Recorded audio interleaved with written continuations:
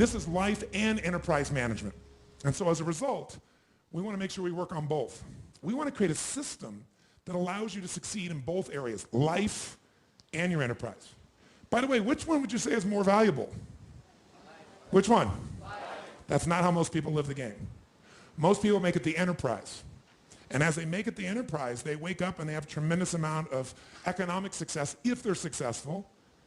And what's ironic is what makes you successful may not make you fulfilled. And so there's a big pull in our culture to go for what's most successful, what will reward you culturally with respect or acknowledgement or stars on your chart or economic rewards, thinking that will give us freedom.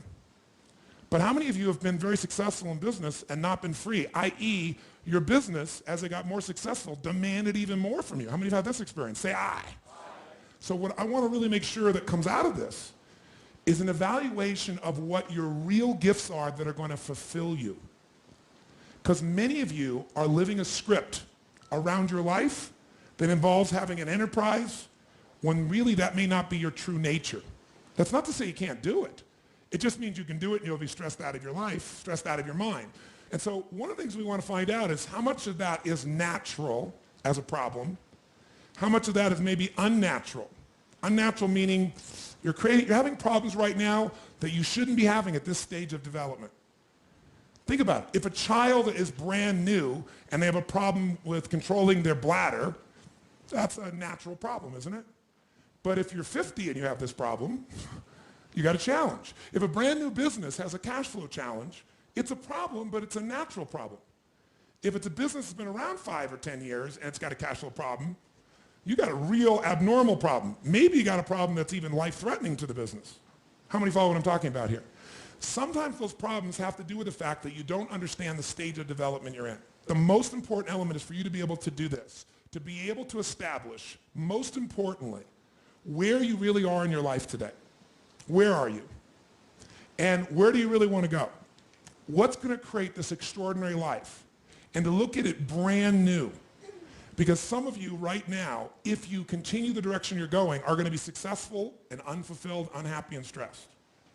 Because once we get, into a dream, then that dream starts to take on a life of its own. It gives us juice, it gives us energy. But how many of you ever got the dream, achieved your goal, and then thought, is this all there is? How many have had this experience? Say aye. That's more painful than not even achieving it. Because now you've done everything, you've worked it out, and you're successful, and you're not happy. So for some of you, you're going to need to take a look at that.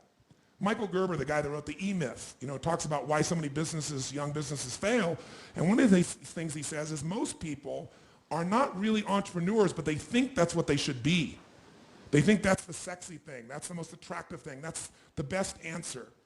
And what I say to you is you got to separate the vehicle from the outcome. What is it that's going to truly fulfill you? What is it that's going to give you that extraordinary life? What's going to make things magnificent on your terms, not somebody else's terms, not your father, your mother, your background? What is that really? Separate the vehicle, because there's many ways to get to that vehicle. I was here in town just the other day, and I met a gentleman over here, Steve Wynn's a good friend of mine, who started, who basically built most of Las Vegas. And he built just recently, the Wynn Casino, not a few years back, $2.7 billion hotel. The most expensive individual building ever individually financed. Give you an idea, the first estimates on the rebuilding of the World Trade Centers were 1.7 billion, 2.6 billion for a hotel, right? And this man has the ability to take large risks, and he has the ability to really succeed in a major way. But I bring that up because I was in town, and for our new home, we have these hot springs, and we're getting some really large crystals, and there's a guy in town who has this crystal shop, right? But you got to make an appointment to see the guy. And it's unbelievable. So I get to know him and talk to him and find out he's great friends with Steve. He's been skiing with Steve for 20 years. This guy used to have this business. He sold the business, didn't actually make that much money, but he was tired of the stress of the business. And he said, I'm just going to do what I love. And what I love to do is ski every day.